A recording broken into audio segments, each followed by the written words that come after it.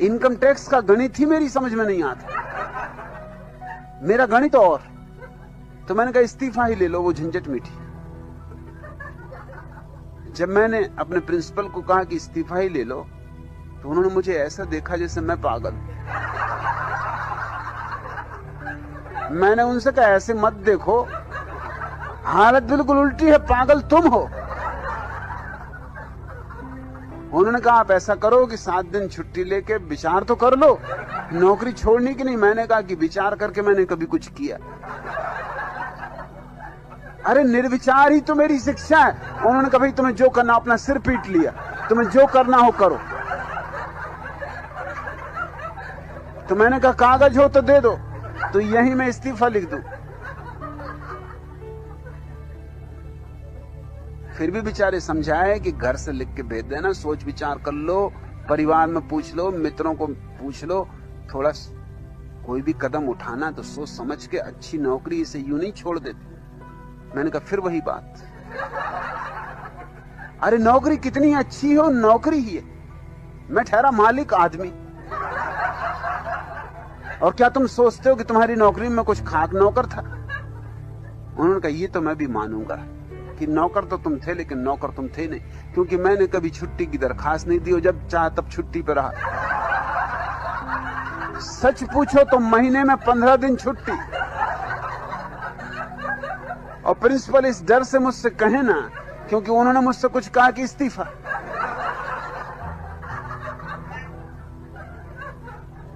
और विद्यार्थी मुझे प्रेम करें तो वो कहें 15 दिन आए तो भी ठीक, जितने दिन आए उतने ही ठीक। और यूं भी नहीं था कि मैं अपने गांव में ही रहा जहां विश्वविद्यालय था, सारे मुल्क में घूमता रहता, अखबारों में खबरें छपती। प्रिंसिपल मुझे कहते कि भैया इतना तो कम से कम करो, तुम्हें छुट्टी नहीं लेनी मत लो, मगर अखबार में खबर छपती कि तुम कलकत्ते में थे।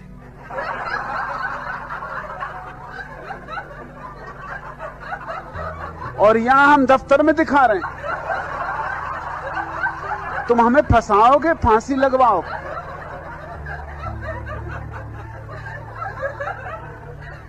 मैंने उनसे कहा कि चमत्कार होते हैं, इसमें क्या अड़चन? ये तो आध्यात्मिक देश है, यहां तो हर तरह के चमत्कार होते, इसमें कोई अड़चन नहीं। शरीर यहां, आत्मा कलकत्ते में। वो कहते ये बातें मैं किसको समझाऊंगा और कौन मेरी सुनेगा? मुल्ला नसरुद्दीन ने अपने बेटे से फजलू से कहा कि देख, गांव में एक गंदी फिल्म लगी हुई, अश्लील है, कभी देखने मत जाना, ऐसी गंदी स्थान पर कभी जाना ही मत, जाएगा तो बहुत पछताएगा। फिर फजलू मुझसे कह रहा था कि मैं गया और बहुत पछताया, पिताजी ने ठीक कहा था कि बहुत पछताएगा। मैंने कहा हुआ क्या? उसने कहा हुआ ये कि पिताजी ने जो कहा था सब ठीक निकला। उन्होंने 2 बातें कही थी, एक तो ऐसी चीजें देखने मिलेंगी जो नहीं देखनी चाहिए, और दूसरा कि बहुत पछताएगा। दोनों बातें हुई। उनका फिर भी मैं समझूं कि क्या क्या हुआ। उसने कहा पहली बात तो ये हुई कि पिताजी वहां देखने को मिले। उन्होंने कहा था कि ऐसी चीजें देखने मिलेंगी जो नहीं देखनी चाहिए, और दूसरा मुझे देखते ही उन्होंने पिटाई की कि तू यहां क्यों आया। सो बहुत पछताया भी। हालांकि पिटते हुए मैंने इतना जरूर पिताजी से पूछा कि आप क्यों यहां आए, तो उन्होंने कहा मैं तुझे देखने आया कि कहीं फजलू गया तो नहीं है। क्या क्या मजे दुनिया में चलते हैं। कलकत्ते में ठहरता था सोहनलाल दुगड़ के घर पर। वो कलकत्ता के एक बड़े करोड़पति थे। जब मैं उनके घर पहुंचा, वो मुझे लेने आए, तो उन्होंने पूछा कि आपके साथ कौन है? मैंने कहा ये मोहनी बाबा। मोहनी बाबा, इनकी क्या खूबी? मैंने कहा ये 30 साल से मौन। वो एकदम उनके पैरों पर गिरे। वो बेचारे सज्जन जो दुकानदारी करते थे, कपड़ा बेचते थे, और कपड़ा भी कुछ खास नहीं, कट फीस की एक छोटी सी दुकान थी, सोहनलाल दुगर जैसा करोड़पति उनके पैरों पर गिरे, सख्चाए भी। मैंने उनको इशारा किया कि सख्चाना मत। अब जब मौनी बाबा बन गए तो अब डरना मत, अभी तो बहुत कुछ होगा, ये तो शुरुआत। जब सोहनलाल दुगर तुम्हारे पैर में गिरेंगे तभी तुम कलकत्ते के सब मारवाड़ियों को गिरते देखोगे। तुम घबराते क्या? तुम रुको जरा। वो तो इतने घबरा गए कि वो मुझे हाथ से धक्का मारेंगे। भैया ये बात ठीक नहीं।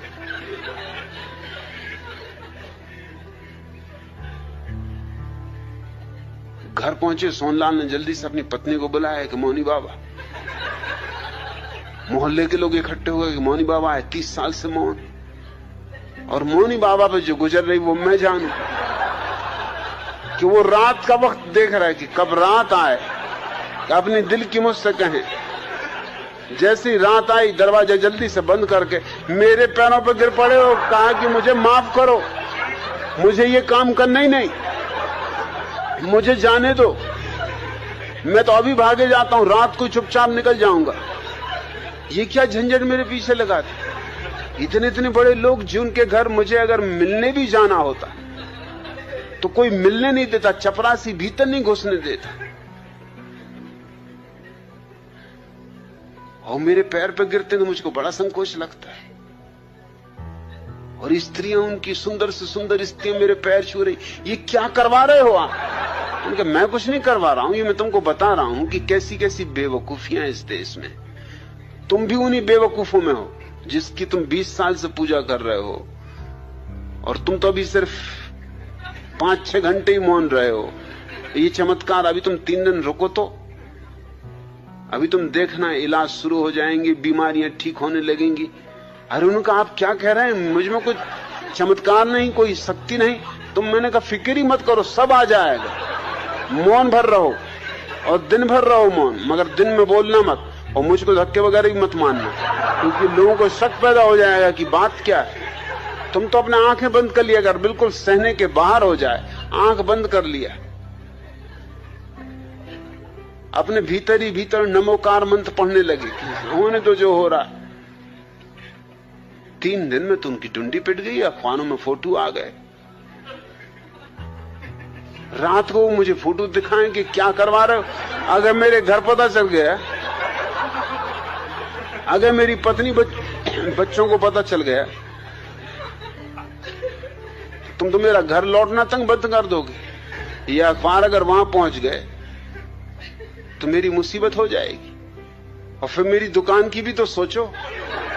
और इधर मैं कटफीस खरीदने आया हूं, तुम नाहक रास्ते में मिल गए।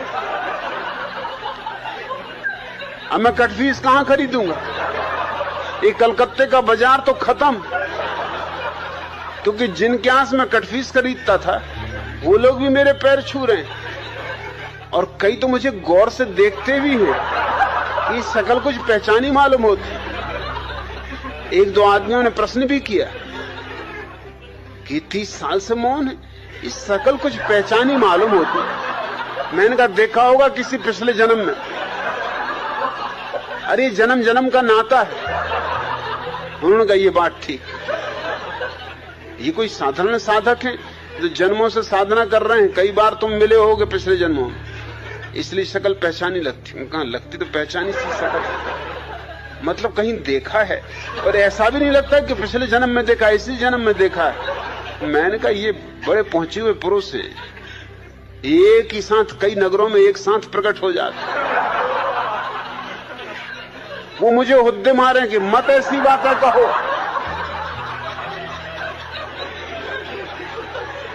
मेरी कमीज खींचे, मत कहो भैया, ऐसी बातें मत कहो, ये बिल्कुल झूठ बातें हैं। मगर लोग मान रहे हैं।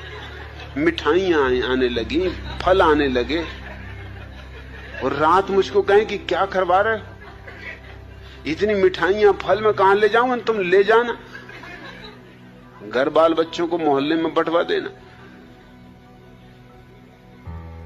स्टेशन पर जब उनको लोग छोड़ने आए, कटफीस तो वो खरीद ही नहीं पाए, क्योंकि अब कहां कटफीस खरीदे? कोई देख ले कटफीस खरीदता कि मौनी बाबा कटफीस खरीद रहे हैं। रास्ते भर मुझ पर नाराज रहे कि और सब तो ठीक, मगर कलकत्ते का बाजार खराब करवा दिया, अब मैं कलकत्ता कभी न जा सकूंगा। मैंने उसका तुम घबराओ मत, तुम एक काम करो, दाढ़ी बढ़ा लो, अगली बार जब कलकत्ता जाओ दाढ़ी मूछ बढ़ा के चले जाए।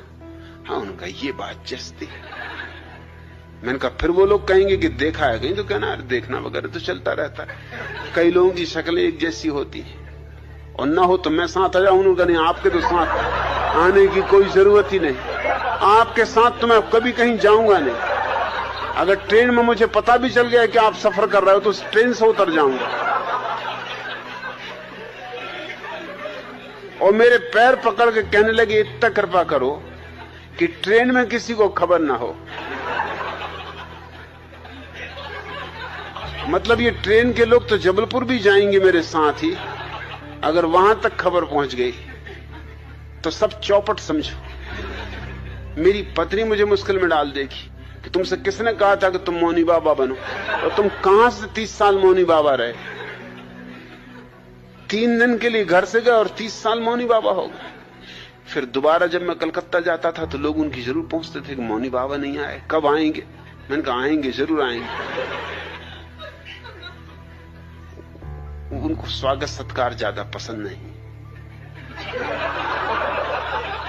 वो बहुत नाराज हो गए कलकत्ते से, इतना हूम धड़ाक उनको बिल्कुल पसंद नहीं। वो सीधे साधे आदमी, मौन एकांतवास करते।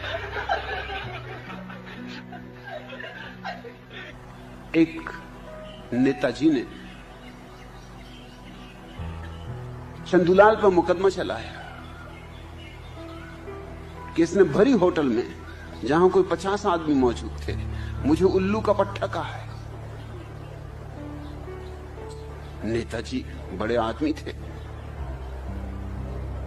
अदालत में भी सिक्का था, दबदबा था। मजिस्ट्रेट भी बहुत धमकाया चंदूलाल को कि क्यों रे चंदूलाल, तेरी ये हिम्मत कि तूने नेताजी को उल्लू का पट्टा कहा। अरे बेशर्म, तेरे पास इसके उत्तर में कुछ कहने को है? चंदूलाल ने कहा हुजूर, नेताजी को मैंने उल्लू का पट्टा कहा ही नहीं। आप किसी से भी पूछ लें, वहां तो 50 लोग थे, मैंने कोई नाम नहीं लिया नेताजी का। नेताजी ने बात उड़ते ही पकड़ ली, नाहक अपने पे ले ली। अरे मैं तो किसी और से कह रहा था, ये बीच में टपक पड़े और एकदम मेरे ऊपर टूट पड़े कि तुमने मुझे उल्लू का पट्टा कहा है। नेताजी ने कहा कि मैं अपना गवाह साथ लाया हूं। मुल्ला नसरुद्दीन को खड़ा किया। मजिस्ट्रेट ने पूछा कि नसरुद्दीन तुम क्या कहते हो? नसरुद्दीन ने कहा कि मैं बिल्कुल निश्चित रूप से कहता हूं कि इस चंदूलाल के बच्चे ने नेताजी को ही उल्लू का पट्टा कहा है। तो मजिस्ट्रेट ने कहा इसने कोई नाम नहीं लिया था, तो तुम्हें यह निश्चय कैसे हुआ? मुल्ला नसरुद्दीन ने कहा निश्चय की जरूरत ही क्या है, वहां उल्लू का पट्टा सिवाय नेताजी की और कोई था ही नहीं।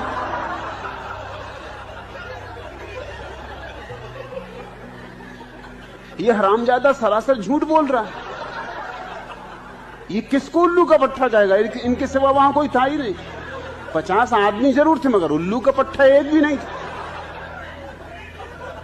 मैं नेताजी को इनके बचपन से जानता हूं, इनके बाप को भी जानता हूं। मैं आपसे ठीक कहता हूं हुजूर, इसने इन्हीं को कहा है। एक बार शहर के माननीय नेता श्री जग्गू भैया को एक डेयरी फार्म के उद्घाटन के लिए बुलवाया गया। जग्गू भैया तो उद्घाटनों के लिए एकदम उतावले ही रहते थे। पहुंच गए, अपना खादी का धोती कुर्ता और टोपी इत्यादि लगाकर गए और निकाल लिए अपनी कैंची और बोले कि बताओ कहां है रिबन? डेयरी फार्म के व्यवस्थापकों ने कहा कि महोदय, यह डेयरी फार्म का उद्घाटन है, यहां कैंची की जरूरत नहीं। इसका उद्घाटन इस तरह होगा, यह जो बछड़ा यहां बंधा है, इससे आप इसके खूंटे से खोलेंगे और यह अपनी मां की ओर जाएगा। जग्गू भैया ने जल्दी से उस बछड़े को खोला। बछड़ा काफी देर से बंधा हुआ घबरा गया था अतः तेजी से भागा और जग्गू भैया की टांगों के बीच से उन्हें चारों खाने चित्त करता हुआ अपनी मां के पास जा पहुंचा। फोटोग्राफर ने जल्दी से इस सुंदर दृश्य को अपने कैमरे में कैद कर लिया। इसके बाद श्री जग्गू भैया के और भी चित्र उतारे गए। एक चित्र डेयरी फार्म की सर्वश्रेष्ठ एवं सुंदर भैंस के साथ था। एक चित्र उनकी पत्नी के सहित खींचा गया। कुछ एकल चित्र भी उतारे गए। कुछ चित्र डेयरी फार्म के मजबूत और स्वस्थ सांड के भी उतारे गए। दूसरे दिन उतावले जग्गू भैया ने अखबार बुलाए, क्योंकि वे जानते थे कि मुख्य पृष्ठों पर उनके फोटो छपे होंगे। फोटो तो थे, मुख्य पृष्ठ पर ही थे, मगर उनके शीर्षक कुछ इस प्रकार थे। पहले चित्र में जग्गू भैया चारों खाने चित्र डले थे। चित्र के नीचे लिखा था, डेयरी फार्म का उद्घाटन करते माननीय श्री जग्गू भैया। दूसरे चित्र में जग्गू भैया अपनी पत्नी के साथ खड़े मुस्कुरा रहे थे। लिखा था, श्री जग्गू भैया डेयरी फार्म की सर्वश्रेष्ठ और सुंदर भैंस के साथ। तीसरे चित्र में श्री जग्गू भैया एक भैंस के गले में हाथ डाले उसे आलिंगनबद्ध किए थे। चित्र का शीर्षक था, माननीय श्री जग्गू भैया अपनी प्यारी पत्नी के साथ।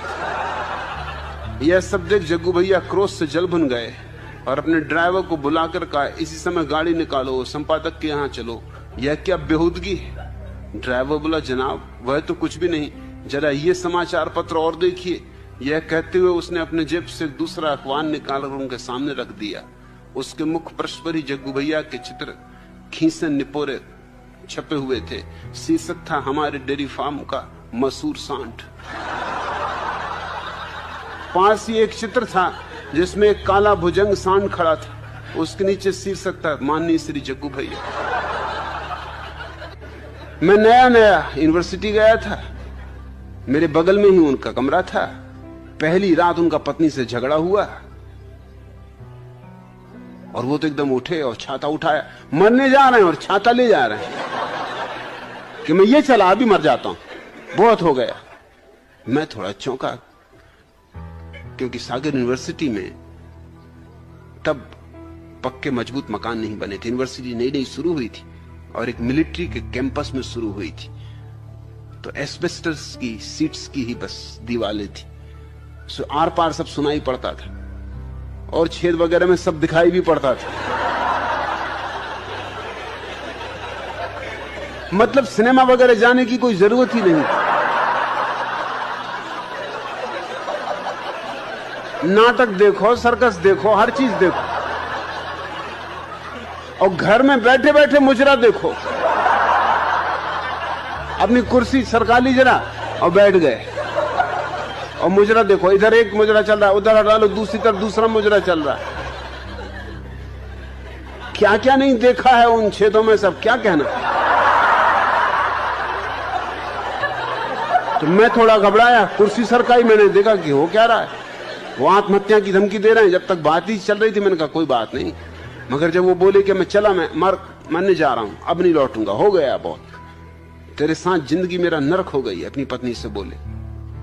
तो मैं थोड़ा चौंका, कुर्सी सरकाई, मैंने उनके देखा झांक के, वो तो अपना छाता उठा रहे हैं। छाता उठा के कोई मर नहीं जाता, कोई दम नहीं है इसमें। मगर मैंने कहा फिर भी कौन जाने, बंगाली पुरानी आदत, बस छाता उठा रहा हो, क्योंकि जब भी वो निकलते छाते लेके निकलते, चाहे पानी गिरे न गिरे, धूप हो न हो, छाता तो होना ही चाहिए।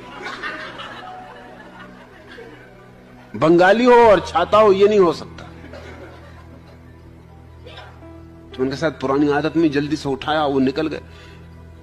मैंने कहा कि मुझे बोलना चाहिए नहीं, मेरी पहचान भी नहीं थी, तब तक उनसे मुलाकात भी नहीं हुई थी। फिर भी मैंने दरवाजा खटखटाया। मैंने पत्नी से कहा कि अगर मेरी कोई सहायता की जरूरत हो, यदि मुझे बीच में बोलना नहीं चाहिए। अजनबी हूं, ज्यादा अजनबी भी नहीं, क्योंकि सब देख रहा था मैं छेद से। जो हुआ है सब मेरी आंख के सामने हुआ है, चश्मदीद गवाह हूं। अभी आपके पति चले गए छाता लेके कहीं मरने के लिए। वो पत्नी बोली, आप फिक्र न करें, आप नए आपको मालूम नहीं, ये तो आए दिन की बात है, थोड़ी देर में आ जाएंगे। और वो तो थोड़ी देर में आ गए। पत्नी ने पूछा कैसे आ गए? कहने लगे पानी गिरने लगा। जुलाई के दिन थे। तो मैंने सोचा कि हद होगी, फिर मैंने कुर्सी सरकानी पड़ी मुझे कि मामला क्या है, छाता तो आदमी ले गया था। तो पत्नी ने कहा तो छाता तो ले गए थे। तो कहा छाता सुधराया कहां है, खुलते ही नहीं। वर्षा आ गई, कितनी देर कहा कि छाता सुधरवा के रखो, और इनको मैं रोज इसी छाता को लेके घूमते देखता था, तो ये खुलते ही नहीं, काहे के लिए लेके घूमते थे? मगर आदतें, बड़ी आदतें, आदतों बस लोग जी रहे हैं। कोई चुटैया बढ़ाए हुए आदत से काहे के लिए बढ़ाए हुए कुछ पता नहीं, कोई जनेऊ कान में लपेट रहा है किस वजह से कुछ पता नहीं, मगर बाप दादे लपेटते रहे तो वो भी लपेट रहा है। तिलक लगाए हुए हैं, काहे के लिए लगाए हुए हैं कुछ पता नहीं। चली आई पुश्तैनी तो कर रहे हैं, बाप दादे भी छाता लिए घूमते रहे, वो बाप दादों के जमाने का छाता होगा। जब मेरी उनसे पहचान हुई तो मैंने कहा पहला काम तो मुझे करना है, मुझे आपका छाता खोल के देखना। बोले क्यों? मैंने कहा कि जब इसको आप लेके घूमते हैं, और ये क्या छाता जब मरने के वक्त भी काम ना आया। और मैंने कहा जब मरने ही आप जा रहे थे, अरे तो क्या भीग ही जाते तो क्या बिगड़ रहा था? बोले अरे भीग जाओ और निमोनिया हो जाए। मैंने कहा मरने वाले को क्या फिक्र निमोनिया वगैरह की? उन्होंने कहा अरे मरना मरना किसको है जी, तो गुस्से में बात कह दी। ऐसे तो मैं कई दफे चला जाता हूं। फिर तो मुझे उनकी कई कहानियां पता चली विश्वविद्यालय में। धीरे धीरे जब और लोगों से पूछा मैंने, भाई ये मरने जाते हैं बार बार, तो उन्होंने कहा अरे इनकी बातों का कुछ सार नहीं है। सागर यूनिवर्सिटी के नीचे ही मकरोनिया स्टेशन था, छोटा सा स्टेशन, बस 2 दफे तो गाड़ी रुकती थी उसमें 24 घंटे में। वही गाड़ी आते वक्त रुकती, वही गाड़ी जाते वक्त रुकती, और तो वहां कोई गाड़ी रुकती नहीं थी। तो उनको पता था कि गाड़ी कब आती, जब गाड़ी आती तब वो जाते नहीं थे। और 24 घंटे में 2 ही दफा आती थी गाड़ी, तो समझो 3-3 मिनट रुकती थी, 6 मिनट छोड़ के, बाकी कभी भी मरने चले जाते थे वो। और गाड़ी भी एक ही पटरी पर रुक सकती थी। स्टेशन पर 2 पटरियां थी, एक पटरी पता नहीं कब से उपयोग में नहीं आई थी, उस पर जंग चढ़ी हुई थी, वो उसी पे लेट जाते थे जाके। एक दिन मैं उनके पीछे पीछे चला गया, जब मैंने देखा कि आज दिखता ना, उन्होंने बिल्कुल पक्का इरादा कर लिया मरने का, क्योंकि वो टिफिन भी ले जा रहे थे। छाता बगल में दबाए, टिफिन लिए। मैं होटल में बैठा था जहां उन्होंने टिफिन तैयार करवाया, तो मैंने होटल के मैनेजर से पूछा कि बात क्या बोलूं, जब बहुत ही गुस्से में होते हैं टिफिन तैयार करवा लेते हैं, घर नहीं खाना खाते। अभी जाएंगे कहां? ये मरने जा रहे हैं। तो वाह भाई, मैं पीछे हो लिया। मैंने कहा मैं आज देख ही लूं पूरा राज। गए, वो टिफिन लगा के पास रख के, छत्ता अपने सिर के नीचे रख के, और पटरी पे सो रहे, जिसपे ऐसी जंग लगी थी कि जिसपे शायद बाबा आदम के जमाने से कोई गाड़ी चली ही नहीं थी। खराब थी पटरी या क्या था, जो भी हो, उसके बीच बीच के पटिए भी उखड़ गए थे।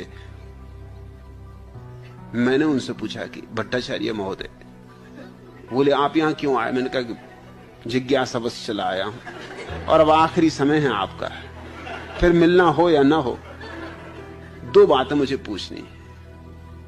एक तो ये कि ये पटरी दुनिया जानती कि इस पर कोई गाड़ी नहीं आती, आप दूसरी पटरी पे लेट है। उन्होंने क्या मुझे मरना है? क्या तुम मुझे मारना चाहते हो? एकदम गुस्सा हो गया। नहीं, मुझे मारना नहीं आपको, मैं तो सिर्फ सलाह दे रहा हूं कि अगर मरना है, मैं आपकी जगह होता तो उस पटरी पे लेटता। और दूसरा सवाल मुझे पूछना, आपको नहीं मरना, आपकी मर्जी, जिस पटरी पे लेटना हो लेटो, आपकी जिंदगी। दूसरा सवाल ये कि टिफिन, आप टिफिन क्यों ले आए? अरे बोले गाड़ी कभी कभी इतनी लेट हो जाती है कि क्या भूखे मरना? मैंने कहा फिर आप मजा करो, मतलब ये एक तरह की पिकनिक है, मरना करना नहीं है। एक से एक नुस्खे अपनाती। 2 महिलाएं एक बगीचे में बैठी थी, और एक महिला ने पूछा कि तुमने कैसे अपने सेठ चंदूलाल को कब्जे में कर रखा है?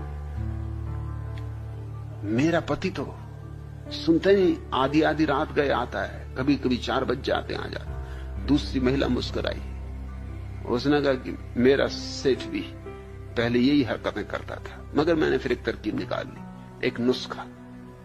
एक रात जब वो 4 बजे आया, मैं सोने लगा, तो मैंने कहा मोहन आ गए क्या? दूसरी महिला ने कहा मोहन? अरे तुम्हारे पति का नाम तो चंदूलाल है। उसने कहा वो मुझे भी मालूम। बस उस दिन से फिर वो ठीक शाम से आ जाता घर में। अब ये तरकीब निकालनी पड़ती, क्या करें, स्त्रियां भी क्या करें, नुस्खे ईजाद करने पड़ते। अड़ोस मेरे गांव में जब आजादी नहीं आई थी तो प्रभात फेरी निकलती थी। एक कबीरपंथी महंत थे स्वामी साहबदास, उनका राग भी बेसुरा था, शकल सूरत भी बेहूदी थी और सिर घुटा रखते थे उसके ऊपर से। वो प्रभात फेरी निकलवाते रहते, जब देखो तब झंडा लिए, झंडा ऊंचा रहे हमारा, और बड़े नारेबाजी करते।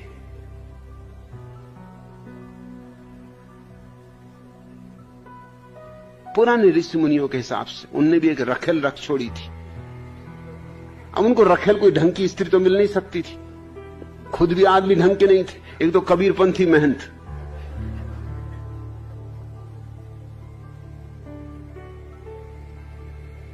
एक कानी स्त्री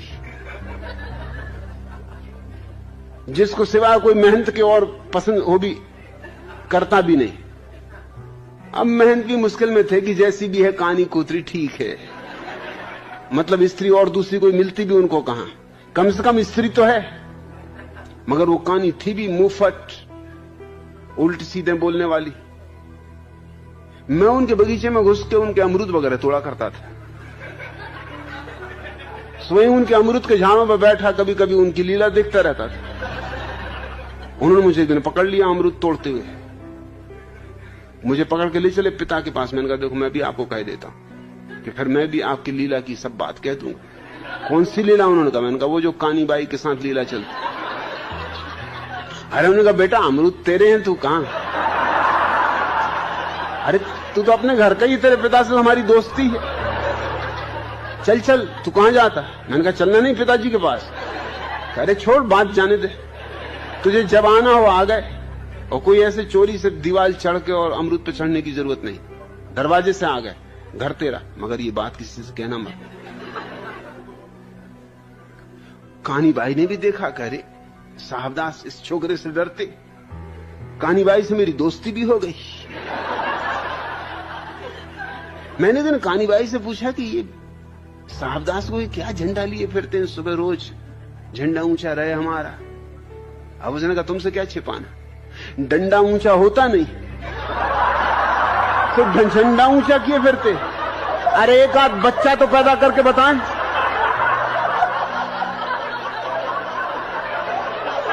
अब स्त्रियों को तो राज सब पता ही है।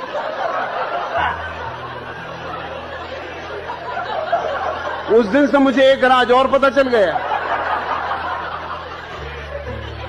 तब से तो उनके घर में जो भैंस थी उसकी खीर भी मुझे मिलने लगी। मैंने उनसे कहा कानीबाई ने मुझे बता दिया कि आप क्यों झंडा लिए फिरते। क्या क्या बताया उसने? तो उसने कहा कि डंडा ऊंचा नहीं होता।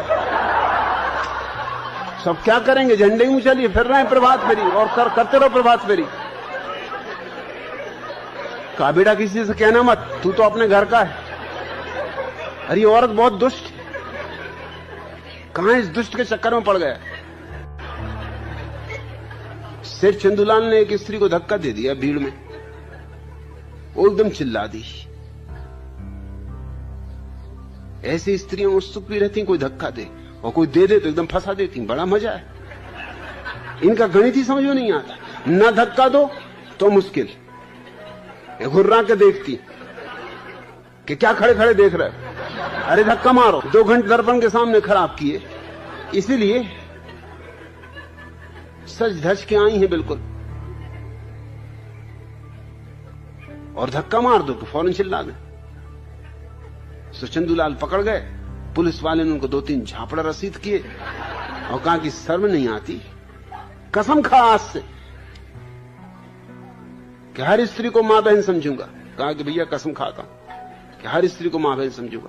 तभी उनकी पत्नी धन्नो आई। धन्नो ने कहा कि ज्यादा चोट तो नहीं आई? उन्होंने कहा कि नहीं बहन जी। एक आदमी युद्ध के मैदान से लौटा, 1.5 साल बाद घर आया, देख के हैरान हुआ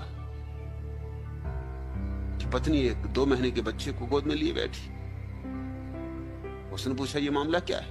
1.5 साल से मैं घर नहीं था, ये बच्चा कैसे पैदा हुआ? जरूर ये रोनाल्ड का बच्चा होना चाहिए। पत्नी ने कहा कि नहीं, रोनाल्ड का नहीं। तो उसने कहा फिर जॉनसन का होना चाहिए। पत्नी ने कहा नहीं, ये जॉनसन का भी नहीं। तो उसने कहा ये मर्फी का तो होना ही चाहिए। पत्नी ने कहा तुम्हारा होश ठिकाने है कि नहीं? अपने अपनी दोस्तों के नाम गिना रहा है जैसे मेरे कोई दोस्त ही ना हो। मटकानाथ ब्रह्मचारी 15-20 आदमियों का भोजन हजम कर चुकने के बाद बोले, यजमान पानी लाओ। यह सुनकर यजमान के प्राणों में प्राण आए। उसने पानी का लोटा दिया। तब मटकानाथ ने कहा, वत्स, मेरी यह खानदानी आदत है कि जब तक आधा खाना ना हो जाए तब तक पानी ना पिया जाए।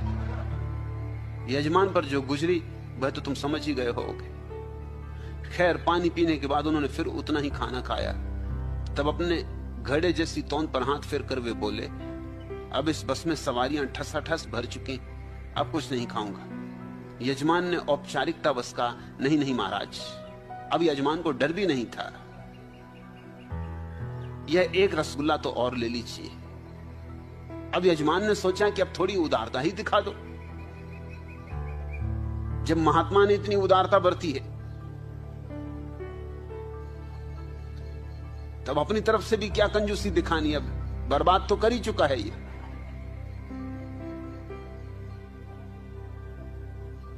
कहा कि ये तो रसगुल्ला लेना ही होगा। पक्का भरोसा था कि वो नहीं लेंगे। कहा यह तो खास आपके लिए ही बनाया गया है, नहीं आपको लेना ही होगा। ब्रह्मचारी ने झट से उसे लिया और गपक गए। बोले, लाओ लाओ, अभी बस में कंडक्टर की सीट खाली। मगर अब बिल्कुल भी जगह नहीं बची, पांव रखने की भी नहीं।